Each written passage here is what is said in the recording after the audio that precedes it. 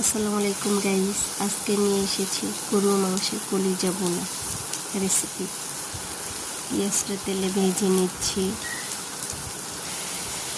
এলাচ দারচিনি লং দিয়ে দিচ্ছি, এটার মধ্যে হলুদ ধনিয়া জিরা সব মশলা একসাথে দিয়ে দিলাম।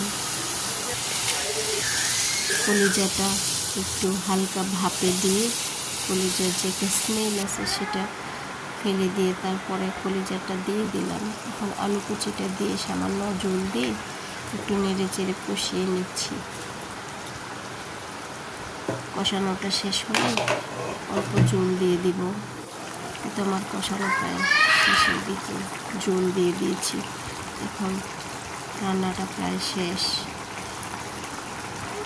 একটু জিরার গুঁড়া দিয়ে দিলে সুন্দর একটা স্মেল আছে। সবাই আমার সাথে থাকবেন ইনশাল্লাহ। আসসালামু আলাইকুম।